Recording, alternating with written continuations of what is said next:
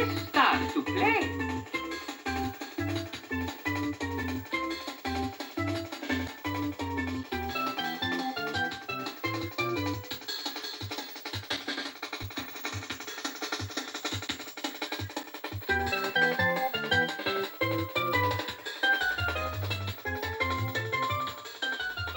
Hello, young lovers. We are here with Mickey's Speedway USA, which sounds like a very Asian name, but whatever.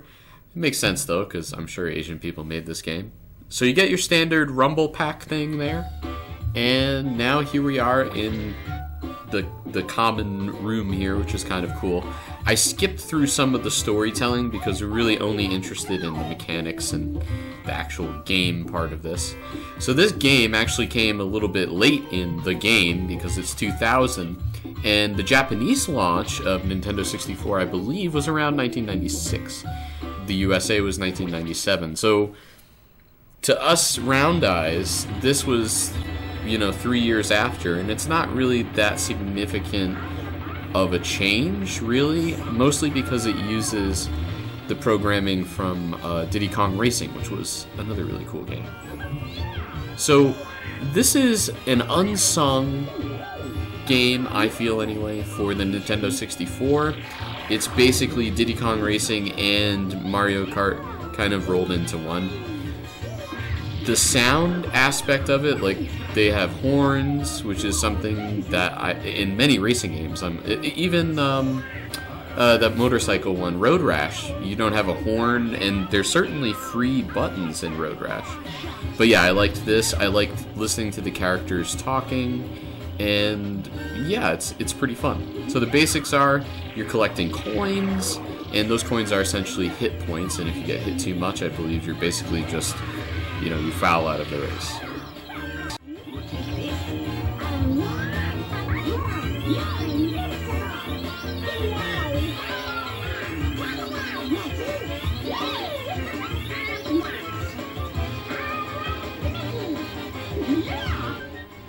The play you're watching is probably the 4th time I've played this game, so I'm not going to be amazing at it. And basically, it's a learning curve, of course. There are some things that I just don't know what they're supposed to be. I mean, I know what they do, but some of the illustrations in this game are kind of cruddy on that front. So here I've come in 3rd. And then, of course, we cut to another scene where we see how everybody's doing.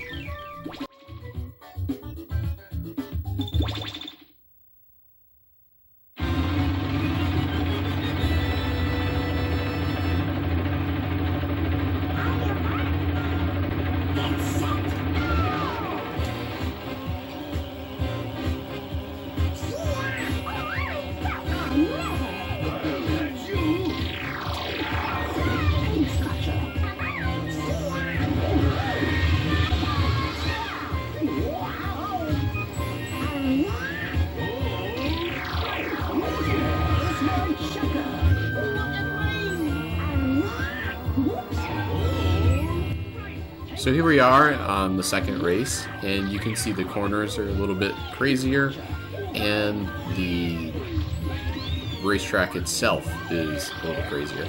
So there's a pickup. You can see that the duck thing shows up, and I guess that was an arrow. So other things you can do are that puddle thing, which is basically a banana, right? And what else?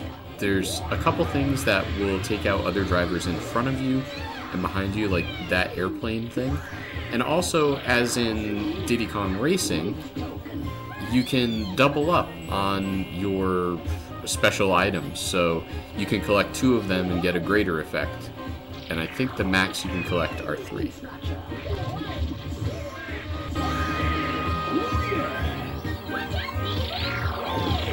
I noticed when I was editing this footage that there's a boatload of color change here. And I don't know if that has to do with my camera or not, but yeah, you can definitely see why they would warn about this inducing seizures.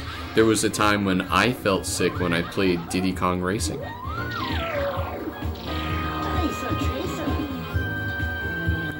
So you can see that I'm handling the course a lot better now. This game is good in the sense that it's a fast learn, and even on intermediate, and again, I hadn't played this very much.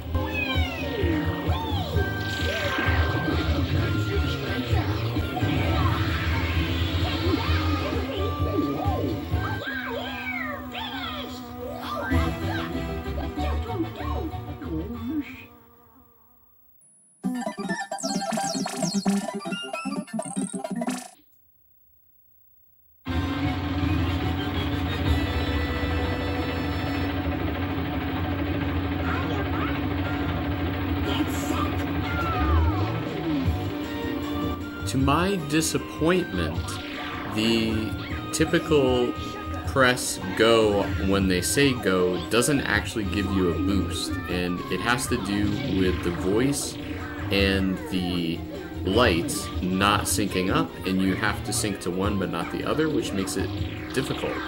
Whereas in Mario Kart, you just wait for the third beep and the third light to go off, in sync, you hit A, and you get a boost.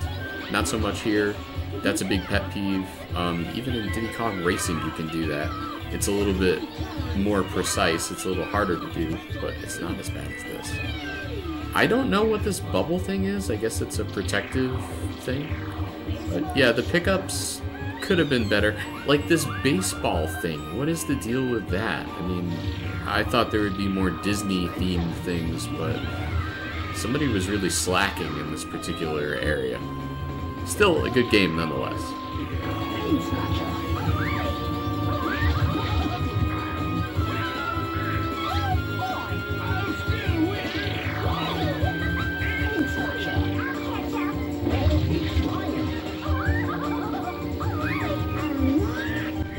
Here you can see it's starting to get harder for me. They're taking better routes to where they need to go and staying kind of inside the curves, which makes a boatload of sense, and I'm just basically trying to survive because this is my first time doing this in intermediate mode.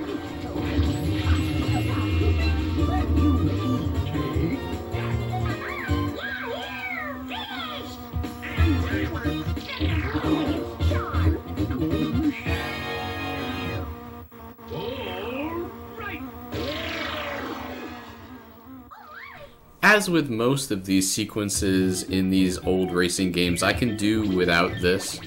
It would be nice if there was just a single screen that popped up, gave you the ranking, and then just went on. Here we have needless load times because 3D everything.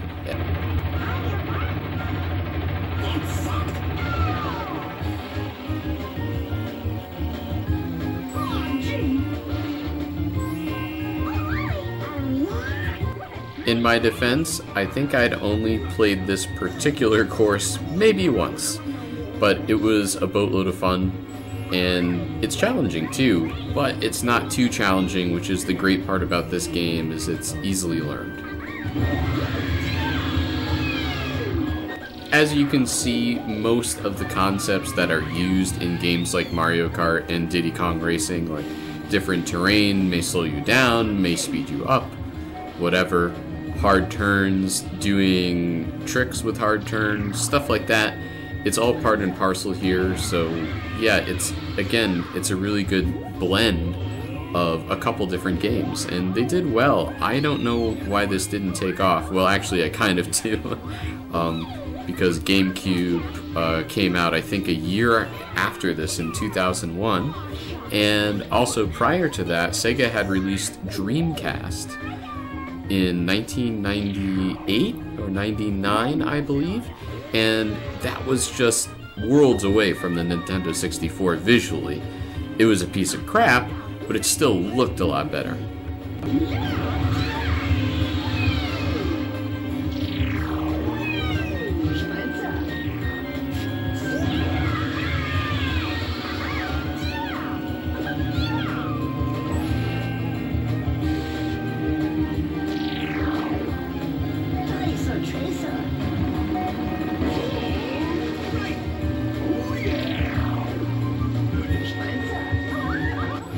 So aside from all the cool stuff in this game, the boosts, the power-ups, the similarities to Diddy Kong Racing and Mario Kart, the coin collecting, all this fun stuff. This game was born too late, and that is why it was not widely known. There were two systems that basically sandwiched this game, and those two systems were arguably better than the Nintendo 64.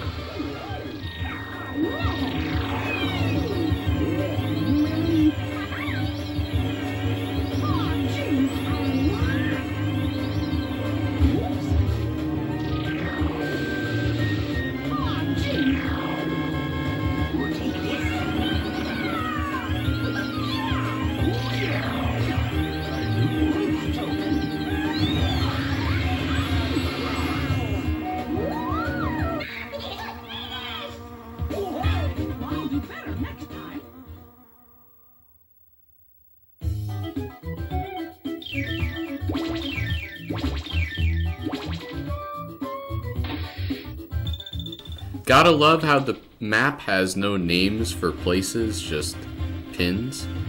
So here we are, having our little party at last.